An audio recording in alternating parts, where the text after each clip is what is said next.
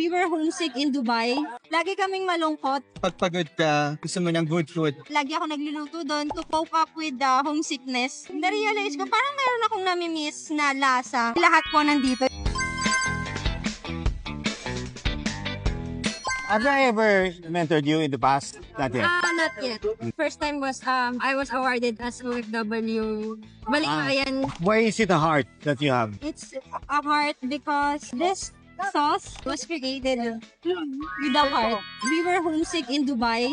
Lagi kaming malungkot. Pag pagod ka, gusto mo ng good food. Lagi ako nagluluto doon to cope up with the homesickness. Na-realize ko, parang meron akong namimiss na lasa. Lahat po nandito. Medyo matamis, na medyo meaty. Good to pair with any karne. Pinatikim ko sa kanya. Hindi ko alam yung tawag. Hindi naman sa barbecue sauce. It was just something na lagi kong nilalagay sa any meat. Pag yun yung kinakain namin, magsaya namin. So how many years have both of you been working overseas? 1 year lang po. What were you doing in Dubai? We're working in a luxury hospitality industry po. So you got exposed into the different dishes there. Yes. in Dubai. Pero still po, since Dubai siya, syempre tayong Pinoy, mas gusto natin yung comfort food natin, yung mga Filipino food. Naalala ko lang that time, since puro sinigang, adobo, sabi ko, why not mag-create ka ng new food, pero Filipino taste. Tapos, kinreate niya yung Garza sauce. Lagi ko nang hinahanap. Because of the sauce po, nag-decide kami mag-resign. Confident kami sa sauce. Yung naipon namin 100,000 Hindi at the pala start, enough. hindi pala siya enough. In 2017 din po, we decided na tara, try natin ulit and then go back when we have enough savings. So, nagka-tar po ako as flight attendant and then he was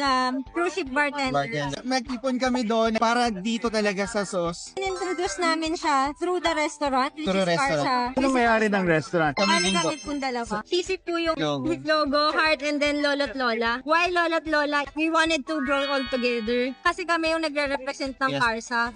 But now, si Karsa or yung sauces, it feels like your lolo or lola na pag nandun ka sa bahay nila, busog ka na pero apo kain ka pa. And then this one naman po, this 2024 lang po siya na formulate. Yung nagpa-viral naman po, yung husband's fave nacho salad po yung content na yon.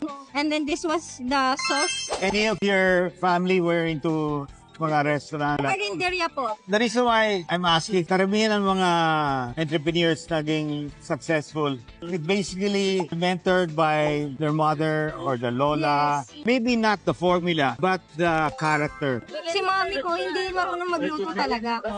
Para siyang self-taught nung bata pa lang. That is common even with my father. Importante yan ang exposure. And that's why in Don Negosyo, mentorship is the biggest thing that we're doing. You have to be inspired by somebody in your life. Since wala kaming generational business mind, siguro yung customers po namin, sila yung mga usually business owners na diba? So, na-inspire kami sa kanila. One of the goal yung manufacturing din po na sauces and also meat products. Ngayon po kasi nagsiserve na rin kami ng homemade corned beef. Eventually gusto ko din Namin siyang siya. mabenta na Canned. canned. But you have to remember, when you enter the supermarket and put your product there, you will have to pay a listing fee. If you will have the product made by a canner, you have to have volume. If you will sell it sa sari-sari store, chance of them buying it will be low. They will look for the number one brand. I-introduce po namin siya sa restaurant pa lang. Tama yan ginagawa nyo. Sa mga restaurant muna.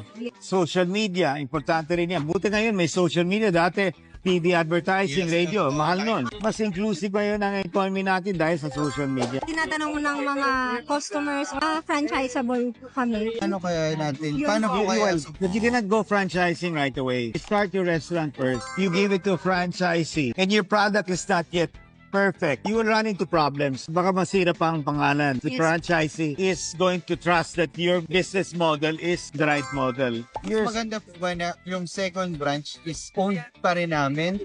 Your first branch has to do well. It has to have a good turnover. Yes. Too early to franchise. If you're making money on your first store, yung puhunan nyo, pwede nyo ilagay in your third store. Once all stores are doing well, then you can start to franchise. Take your time. Yes po.